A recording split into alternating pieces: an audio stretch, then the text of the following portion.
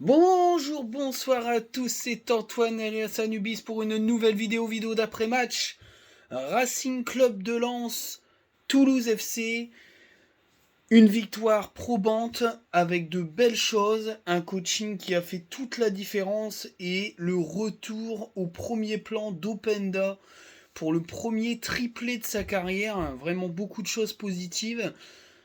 On va commencer par le 11 de départ, donc avec dans les buts Brice Samba, la triplette légendaire, avec le retour de Grady. Alors Medina était suspendu, c'est donc Aïdara qui a glissé à gauche, Aïdara, Danso, Gradit.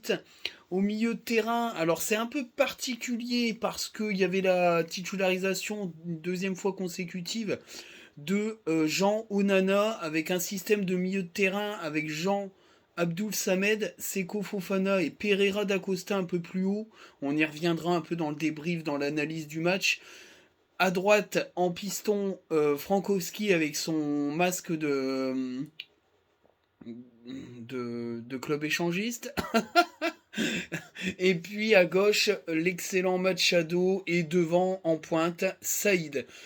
Alors, que penser de cette compo? Je pense que c'est une compo de circonstances, manquant de matériel offensif, puisque Buxa se plaignait d'une douleur à la cheville, et puis Kopenda était un petit peu mis sur le banc pour qu'il se refasse un peu la cerise.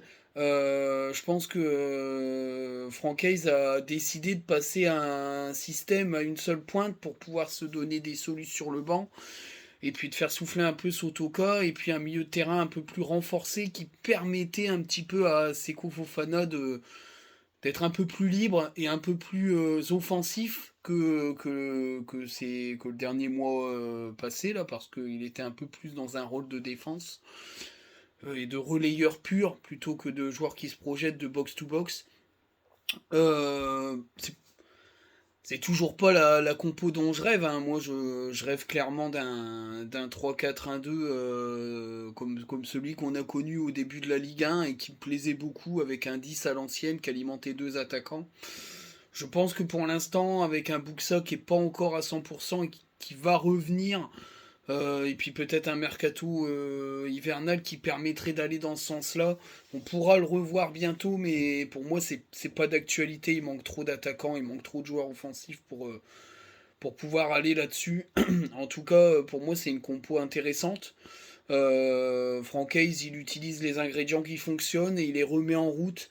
Il cherche pas à faire le petit sorcier, l'apprenti chimiste. En tout cas, voilà, cette formation avait permis de gagner à Marseille. Elle a permis de gagner face à Toulouse. On y reviendra aussi. On va commencer par les notes. Alors, j'ai mis la note de 6 à Brice Samba. Il est presque un notable, hein, mais c'est un match plutôt correct. Il y a eu quelques relances un peu ratées. D'ailleurs, le public s'y est pas trompé. Il a scandé son nom parce que c'est vrai qu'il en a raté une ou deux d'affilée quand l'équipe était un petit peu moins bien. Il a eu une seule parade à faire et alors que le ballon était pas cadré, il était contré, il allait en corner, donc il a sauvé le corner. Sinon, il n'a rien eu à faire. Il n'y a eu aucun tir cadré du côté de Toulouse. Mais c'est pas parce qu'il y a eu zéro tir cadré que Toulouse n'a pas été une équipe embêtante. J'y reviendrai aussi. Bon, en tout cas, le match est correct. Voilà, j'aurais pu ne même pas le noter puisqu'il n'a rien fait du match, mais en tout cas, la prestation était quand même là. Voilà. C'est un joueur qui est important et quand il a commencé à mieux relancer, on a mieux joué. C'est très très très important. J'ai mis la note de 8 à Gradit. Très bon match pour le retour. On a retrouvé un Gradit vraiment très solide, très bon dans la relance. Par contre, physiquement, il n'est pas apte à faire de la perceuse, mais ça, c'est logique, hein. Il va falloir attendre 2 ou 3 matchs pour le revoir un petit peu percer le milieu de terrain. En tout cas, c'était vraiment, vraiment un retour très concluant. Il a fait beaucoup de bien. La défense tournait sans lui, mais lui, c'est clairement l'un des meilleurs défenseurs qu'on a eu depuis des années. Il a fini sur les rotules. J'espère qu'il n'y a pas de blessure, qu'il n'y a pas de blessure musculaire. En tout cas, il pouvait plus. Voilà, le coach a pas voulu prendre de risque. Je pense que lui non plus, il s'est mis au sol directement. Donc je pense que c'est des grosses crampes en espérant que ça soit pas trop grave. Mais de toute façon, voilà, il a une semaine pour bien se reprendre. Retour très concluant. J'ai mis la même note à Danso, qui pour moi fait encore un match solide, qui a été très peu prise en défaut, qui a été beaucoup plus dans la facilité que face à Marseille, où Sanchez lui avait posé des problèmes. Dans les relances, c'est intéressant. En fin de match, il a commencé à se projeter, ça a commencé à mettre en difficulté tout le milieu de terrain de Toulousain, qui est un très bon milieu de terrain. En tout cas, c'est encore une fois une partie de haut vol d'un des meilleurs défenseurs d'Europe. Et c'est ce qu'a dit Hayes et c'est ce que je pense aussi. Il a franchi un sacré cap et il est assez monstrueux quand même, hein. J'ai mis la note de 7 à Idarok. Il fait un bon match. Peut-être une faute un peu stupide à un moment donné où ça donne un coup franc assez dangereux. Il prend un carton jaune. D'ailleurs, il est suspendu pour Clermont. Il sera en vacances avant les autres. Mais bon, je pense en récupérant Medina et avec un Gradit qui reviendra physiquement, on retombera sur le trio de base de la saison. Donc bon, c'est pas non plus dramatique, même si ça enlève une solution de rechange par rapport aux défenseurs centraux. Bon, j'ai mis une note un peu en dessous de Medina, d'Anso et Gradit, parce que c'est vrai qu'il était peut-être moins il était peut-être moins en vue que les deux autres qui ont fait un énorme match, mais en tout cas c'était un bon match, il fait le taf, il est à la hauteur de l'événement, à la hauteur des demandes du coach. Voilà, après ça manque peut-être d'offensivité, mais bon, hein, vu ce qu'il a devant lui, il a peut-être pas trop besoin de sortir, quoi. On y reviendra, mais clairement, il s'est cantonné aux tâches défensives qu'il a bien fait, donc qu'il a bien faites, pardon. Donc moi ça me plaît et c'est important. Euh, c'est vrai que défensivement on a atteint un niveau qu'on n'a pas vu depuis très longtemps et c'est peut-être ce qui nous a manqué sur les 2 saisons précédentes. Pour espérer l'Europe, c'est incroyable de dire ça, hein, quand on vient de Ligue 2 et qu'on commence à parler d'Europe ou de ce qui manque pour l'Europe alors que on devrait être plutôt à ce qui manque pour progresser, c'est quand même incroyable. Mais en tout cas, l'assise défensive, c'est un truc de malade. C'est un truc de malade. J'ai mis 8 à Frankowski qui fait un très bon match malgré son masque d'échangiste. Très bon défensivement, il a été très bon offensivement aussi, pas mal dans les combinaisons, il a tenté des centres, il a tenté une ou deux frappes, c'est vraiment pas mal.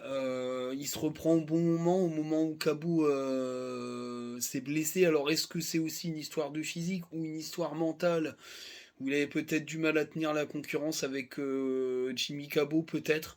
En tout cas, moi j'ai trouvé que c'était de très bonne facture et c'est plutôt positif pour la suite, même si je pense que physiquement Frankowski il sera pas apte à faire toute la saison en titulaire sans avoir quelqu'un pour le seconder et c'est très compliqué parce qu'il y a personne quoi. Yacouba Barry c'est quand même très jeune. Bon Mamadou Thiam on n'en parle même pas parce qu'il n'est pas vraiment validé par le coach pour l'instant.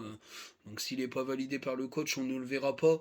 Barry a une longueur d'avance mais c'est très jeune. Et d'ailleurs le coach prend même pas le risque de le faire rentrer alors qu'il y a 3-0 etc. Enfin ou même 2-0. Donc je pense que c'est pas une solution viable pour lui et qu'il a pas envie de mettre en difficulté des jeunes qui ne sont pas prêts. Je pense que c'est un peu ça le topo quoi. C'est un peu ça le topo. Une des meilleures notes du match ado, j'ai mis la note de 9. Excellent. Alors petit aparté, vous remarquerez que sur toutes les vidéos, les chiffres sont en mode miroir parce que je suis un gros blaire et que j'ai jamais trouvé la solution. Donc j'en remercie mon padré ça l'a perturbé, ça le faisait chier de voir des chiffres en miroir. Du coup j'ai regardé, normalement la vidéo passera avec les chiffres dans le bon sens. C'est une évolution.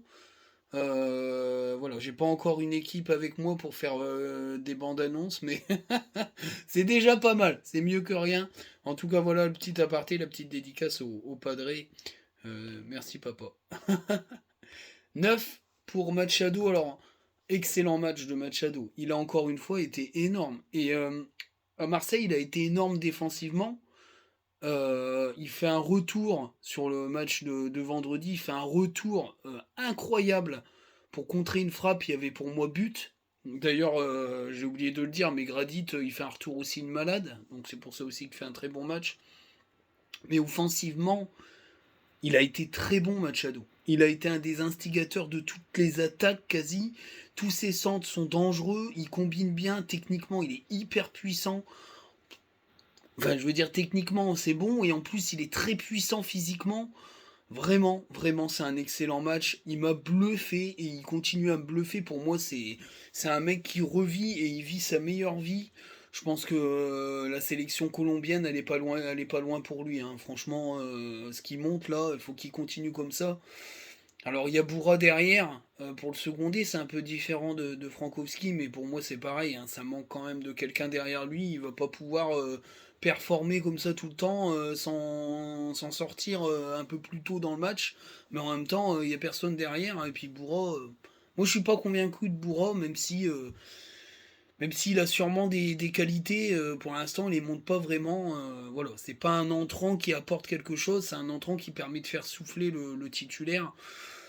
Je pense que pour avoir des ambitions un peu plus hautes, il faut des remplaçants qui apportent, voire autant, voire plus, sur la fin de match que l'entrant, que le titulaire. Pour moi, Boura est pas comment dire, dans ce niveau-là. Voilà. C'est mon avis personnel, c'est le petit aparté. En tout cas, excellent match de Machado, encore une fois, qui a été très très fort sur cette partie.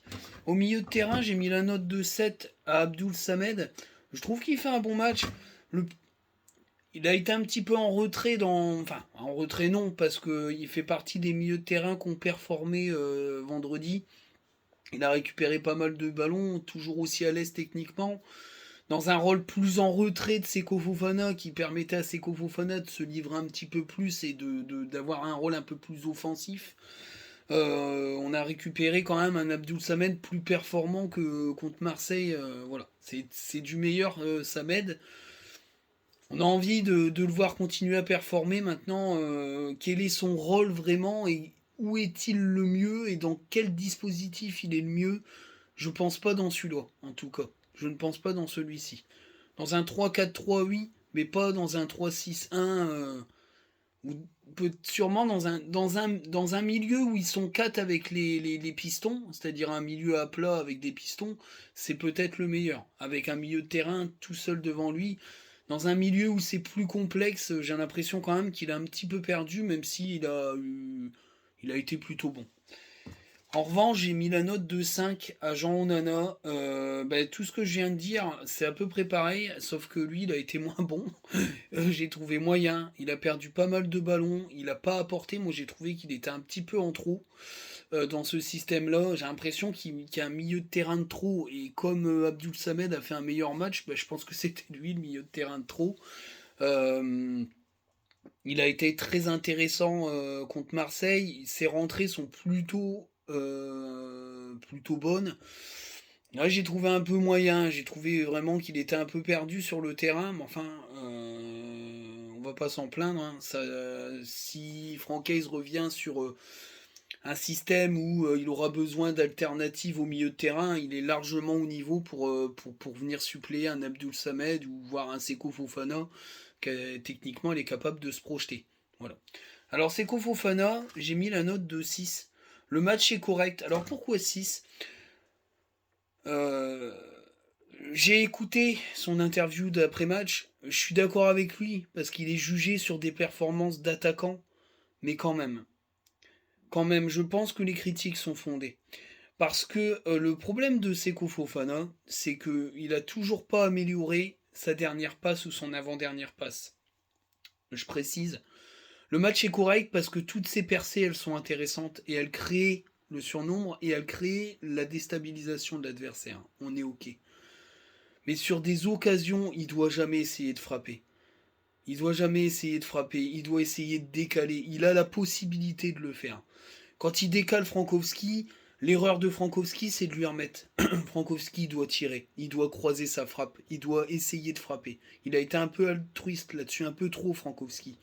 Il se sentait peut-être pas de tirer, il avait peut-être pas le physique pour frapper au but. Par contre, c'est qu'au Fofana, sur des actions, il doit faire autre chose que frapper. Ou dans ses passes, il doit être meilleur dans ses passes. J'ai l'impression que des fois, il est tellement la tête dans le guidon, et il faisait ça aussi l'année dernière, qu'il soigne pas assez sa passe, son orientation de jeu et son animation offensive avec les autres. Mais je comprends que ça l'exaspère qu'on le juge aux stats offensives. C'est vrai, parce que défensivement, je l'ai trouvé intéressant, il a récupéré des ballons. Maintenant, il a tellement une spécificité de box-to-box et de joueur capable de casser des lignes et d'aller jusqu'au but, clairement, qu'il est obligé de le prendre en compte dans la manière dont on le juge. C'est ça le truc.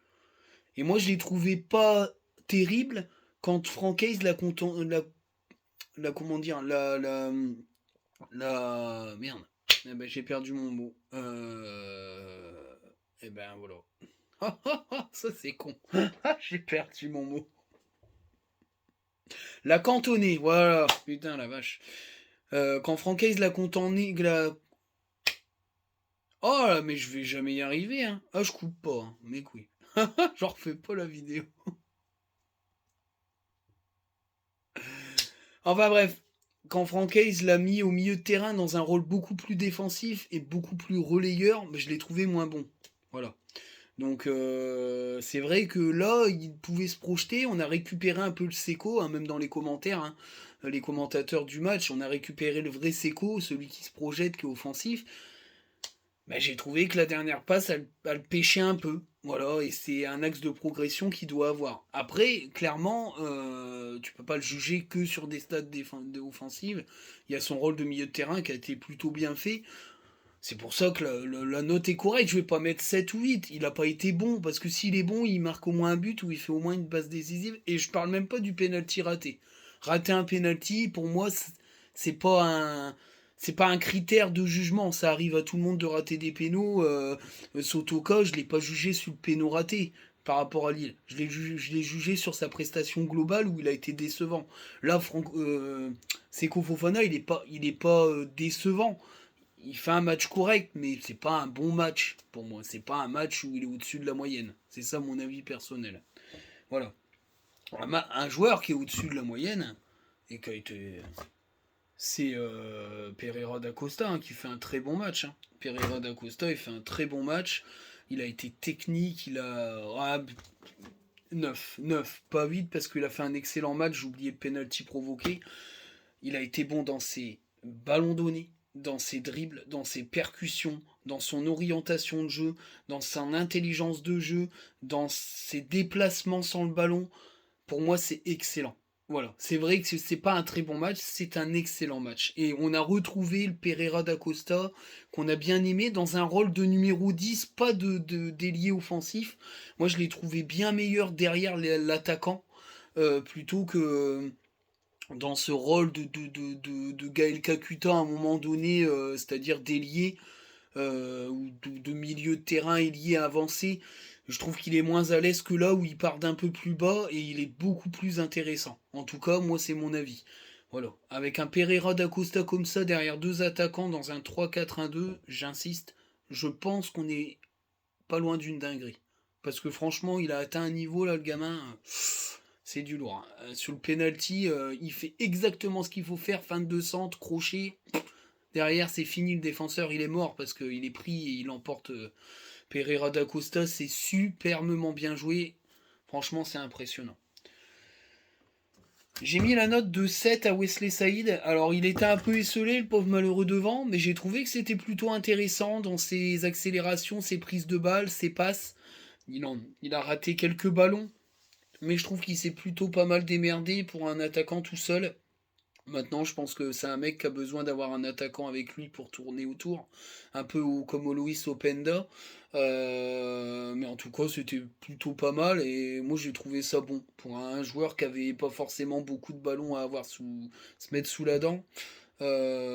C'était bien, c'est un bon match. Les rentrants. Bah, les rentrants, j'ai mis la note de 8 à Florian Sotoka. Très bonne entrée de Florian Sotoka. Il a tout de suite mis la machine. Ça a tout de suite fait mal aux Toulousains. Une passe décisive. Bah, franchement, c'était intéressant. Il a tenté des frappes. J'ai retrouvé un Florian Sotoka revigoré. Peut-être ça lui a fait du bien de se reposer un petit peu sur le banc. En tout cas, il est rentré, ça a changé beaucoup de choses et ça a mis un boost à l'animation offensive. C'était plutôt intéressant. J'ai mis la note de 8 aussi à Alexis Claude Maurice. Très bonne entrée. Alors, c'est en deux parties son entrée. La première entrée, et je suis d'accord avec Ludovic Obraniak, elle est un peu ratée. Sa première partie d'entrée. Pourquoi? Parce qu'il fait trop de touches de balle et il est dans un mode gris-gris. Alors, il y a un moment donné, il fait un super gris-gris dans la surface et puis il a plus de force pour tirer, mais j'ai trouvé que c'était mal barré. Et puis tout d'un coup, je pense qu'à un moment donné, j'ai cru voir, si je dis pas de conneries, un des milieux de terrain venir lui parler et je pense qu'il a dû lui dire simplifie ton jeu. Et je crois, je le vois à l'image, dans ma tête c'est ça, je le vois au stade où il y a un milieu de terrain qui vient le voir en lui disant voilà, j'avais l'air d'avoir compris ça, Calmos joue simplement. Et tout d'un coup, la deuxième partie de son entrée, elle est de très haut niveau. Il y a deux passes décisives, hein, faut quand même le noter. C'est pour ça qu'il fait une très bonne entrée. Et il joue à une ou deux touches de balle maximum. Et ça change tout. Parce qu'il a la technique. Il n'a pas perdu son talent à Lorient, même si pour moi il a gâché une ou deux saisons de sa carrière à aller à Nice. Faut jamais aller à Nice, c'est un club de merde. Surtout pour rien y faire. Je trouve que c'était beaucoup mieux parce que comme il a la technique et la capacité sur une ou deux touches de balle de bien orienter ou de créer des décalages, eh ben il l'a fait. Passe décisive sur Openda. Deuxième passe décisive, il a super bien décalé Openda qui frappe croisée. Franchement, c'était intéressant. Je l'ai trouvé vif. Il est venu faire du pressing. C'était vachement intéressant. C'est une très bonne entrée. C'est le Alexis Claude Maurice qu'on veut voir et qui est capable d'apporter du banc. Titulaire, je suis pas convaincu. Pas convaincu. Meilleure note du match, bien sûr. Entrée parfaite d'Openda. Hein. Entrée parfaite, tu mets un triplé, c'est l'entrée parfaite. On a récupéré Openda. Alors enfin c'est pas une pique, mais c'est gentil. Quand ils interviewent Francaise en fin de match, ils disent il est à une semaine de vacances, ils lui ont fait du bien. Je pense qu'il l'a mis sur le banc pour le réveiller et Openda en colère, c'est bim triplé. Hein. Clairement, le premier but c'est une superbe tête. Il a plus qu'à la mettre parce que le centre est parfait de Sotocom et lui il arrive à bien se démarquer. Le deuxième but, il est vraiment très très fort parce que derrière, il sent le ballon arriver derrière, il met une misère au défenseur, il passe tout en puissance et après c'est fini, extérieur du pied, but. Franchement, c'est un but très très bon de renard de surface, mais aussi d'un attaquant très puissant capable de se démarquer au corps à corps. C'est vraiment incroyable. Une fois qu'il a passé les épaules, c'est foutu. Et puis le troisième but, c'est un super décalage par Alexis Claude Maurice derrière. Il croise super bien sa frappe et en plus c'est une frappe de mec plein de confiance. Hein. Pas sûr qu'il fasse ça. Hein.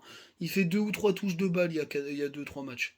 Enfin, il y a quelques matchs, il faisait deux ou trois touches de balle supplémentaires. Là, il cherche pas à comprendre, il contrôle, il décale, il frappe. Il y a but, triplé. Ben franchement, ça fait du bien. C'est le premier triplé de sa carrière, de sa jeune carrière. Il avait l'air d'être très ému. Il y avait un décès, je pense, dans ses proches.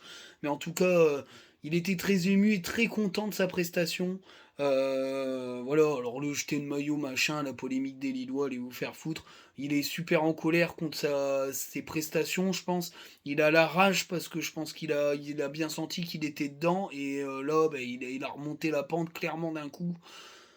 Si tout la France du foot parle de ce triplé-là, c'est qu'il est très important parce que c'est très rare les rangs entrants qui claquent des triplés. Eh ben, il aura marqué d'une pierre, ils doivent être 4, je crois, remplaçants au 21e siècle à avoir marqué un triplé. Ben, ça met le bonhomme, quoi. Donc voilà, on récupère un open dock qui va sûrement peut-être relancer la machine et refaire du mal. Hein. Pour moi, c'est une excellente trouvaille, c'est un sacré monstre, hein, ce joueur-là. Voilà. Mais mise en confiance, bien lancé, il peut faire très très très mal. Très très mal. Je suis en train de chercher qui est rentré encore. Qui rentre? Gradit, il sort. Ah bah il y a Fortes, bon bah entrée correcte de Fortes, il a pas eu grand chose à faire, mais en tout cas, ce qu'il a pas eu à faire, il l'a bien fait. Bon, pas, mais, bah, il a touché un ou deux ballons, quoi, c'est correct, il a pas fait de conneries, quoi. Parce que j'ai vraiment pas confiance en Fortes. Bon, mais bon. Il manque de joueurs, donc il est obligé de rentrer dans la rota. Bah, il fait partie de l'effectif, tant mieux, hein. Mais bon, il est mieux en N3, hein, clairement. Enfin, c'est pas méchant, mais si, quand même, c'est méchant. Il est mieux en N3 avec les jeunes à les encadrer, c'est mieux. Bah, même note pour Boura, il fait une entrée correcte. Défensivement, il a fait quelques interventions. Offensivement, bon, il n'a pas eu fortement de choses à faire. Mais bon, voilà. Il a mérite d'être entré, il a touché des ballons, tant mieux. La note de 9 à Francaise, excellent coaching de Francaise. Parce que tout simplement, il a fait le coaching qui a fait gagner le match. Sa compo de départ, bon, je suis pas fan, mais il fait avec les forces du moment et ça lui donne raison. Et puis sur le coaching, il éclate Montagnier clairement, hein, parce que derrière Montagnier, il se rend bien compte que ce qui est rentré lui fait très très mal, et puis il réagit, mais il peut pas faire grand chose face à une équipe qui lançait avec des offensifs in fire, piétine les Toulousains. Moi je trouve ils font un bon match, les Toulousains, j'ai mis 7.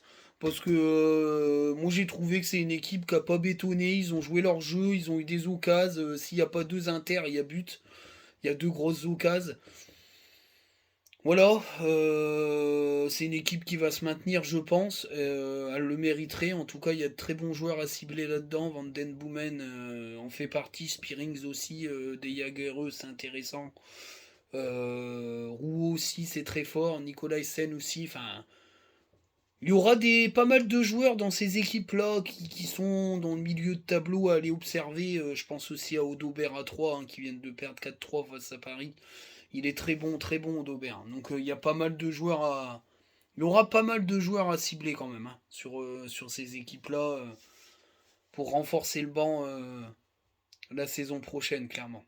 Enfin, c'est mon avis personnel, mais bon. Je ferai une vidéo piston. J'ai un peu discuté. Je suis décidé, je la ferai la semaine prochaine, un petit peu, parce que ça va être un feuilleton du mercato et hivernal là, de Coupe du Monde. Parce que le club cherche à se renforcer. Voilà, clairement. Sur le secteur du piston droit, pour permettre à Frankowski de pouvoir souffler dans la deuxième partie de saison.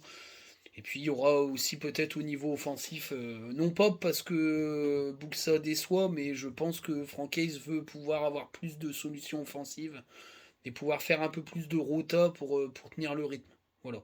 Donc c'est pas un désaveu pour Buxa qui est très attendu par le coach et qui va sûrement revenir très vite.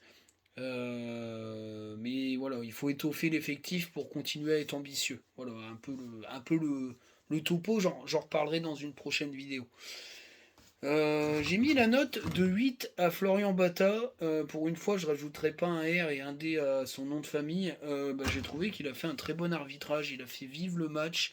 Très étonné de son arbitrage parce que clairement c'est souvent une buse Bata, mais là force est de constater qu'il a été très bon. Il a vachement laissé jouer. Je trouve que le jeu était très fluide. Il a fait zéro erreur hein, clairement. Voilà à part qu'il a mis qu'une minute de temps additionnel en première mi-temps alors que le mec est resté au moins 3 minutes au sol. Bon, à part ça, il n'y a rien de spécial, hein, clairement. Très bon arbitrage de Bata, c'est à noter. C'est très rare en ce moment de trouver des arbitres français qui font des très bons matchs, à part Bastien. C'est pas terrible, quoi, clairement. Donc voilà, voilà un petit peu. Et puis l'ambiance, très bien. J'ai trouvé que. Alors, c'est vrai que moi, dans les années 2000, les chants ils duraient au moins 10 ou 20 minutes. Et c'était vachement lancinant et ça pétait à mort. C'est vrai que les faire durer 5 minutes, c'est un peu le cul entre deux chaises, mais la Marek est un petit peu en convalescence. Or, les critiques sur Sylvanou, le speaker qui lance des chants, qui parle, bah ouais, mais Sylvanou l'obligé un peu de faire la police parce que c'était tellement éclaté au sol dans le dernier match. Les ambiances sont tellement éclatées au sol que je crois que ça énerve Sylvanou parce qu'il s'attend à une meilleure ambiance que ça. Et moi, je peux le comprendre. Maintenant, le point très positif, c'est l'interactivité avec les autres tribunes, parce que au lieu de cracher sur la gueule de la cour ou de la Trana en disant ils nous emmerdent, ils niquent nos champs, etc. Ben, la Marek a trouvé notre solution, ben, les fait participer, ben, ça va beaucoup mieux. Et c'est beaucoup plus intéressant. Et je pense qu'il faut créer des champs, des nouveaux champs interactifs qui fassent participer les tribunes. C'est beaucoup plus gai et beaucoup plus sympa que de se faire une guéguerre entre tribunes parce que les nouvelles tribunes debout, ça fait des contre-champs ou des danses des queue-leu-leu alors que la Marek fait un autre chant. Eh ben, faites participer les tribunes dans des chants avec des réponses, ben, c'est beaucoup plus intéressant. Même là, le Pagno d'ailleurs a répondu au chant, on va pas s'en plaindre. L'ambiance était quand même beaucoup plus intéressante, on le soulignait en exercice, c'était quand même beaucoup mieux. Donc chapeau. Mais les capots, ouais, je pense qu'il faut qu'ils aillent dans cette interactivité-là de chant pour recréer une ambiance vraiment très agréable.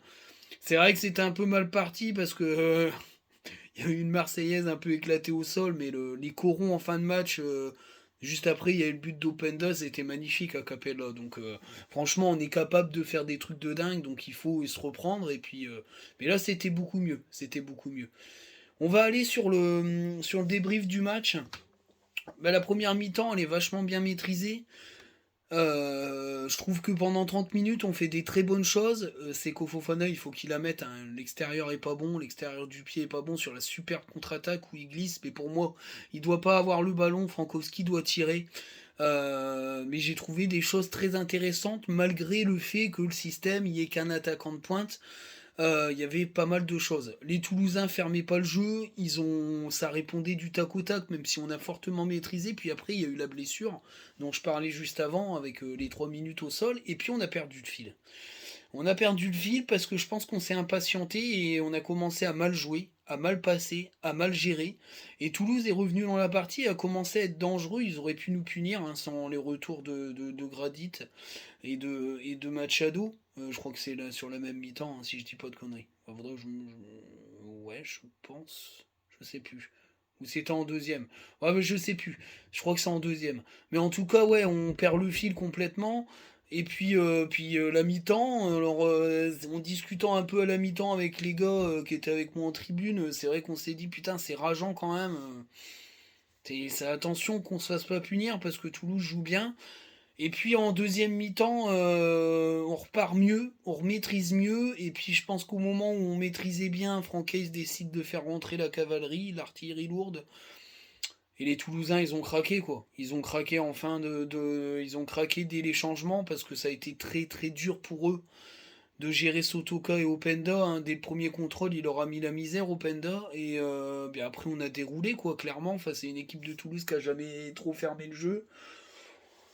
Alors le score est sévère, pas sévère. Hein, je sais pas, 3-0 ils sont mérités. Hein, parce que on appuie sur le champignon sur les dernières 20 minutes et puis on les assomme complètement.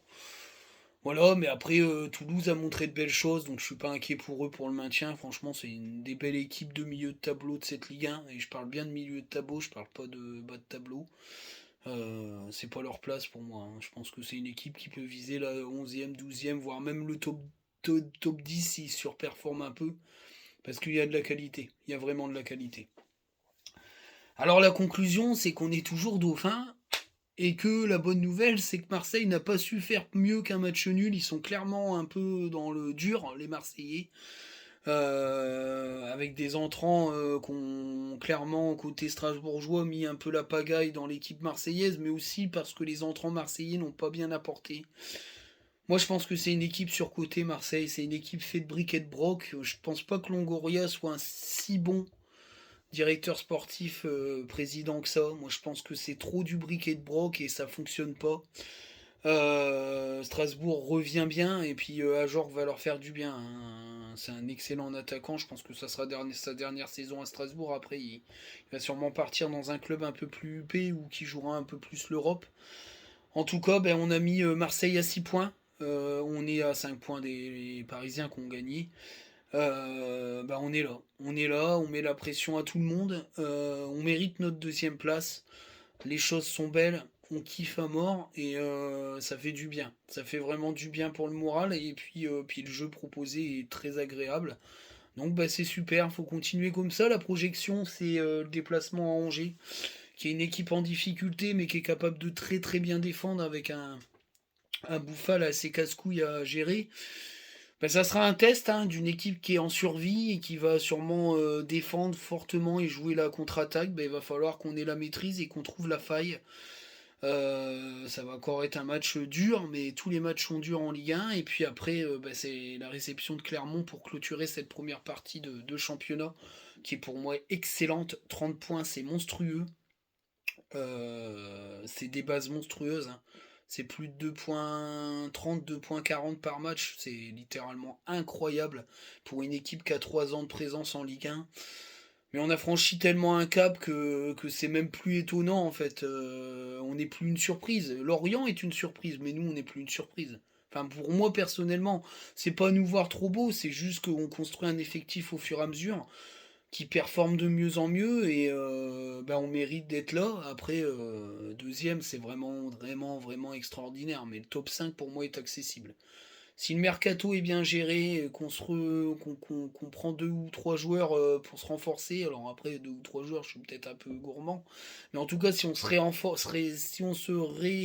renforce au niveau du piston droit et qu'on permet de faire souffler Frankowski et qu'on va peut-être chercher un offensif, je pense qu'il y a moyen de performer et de peut-être aller chercher le top 5.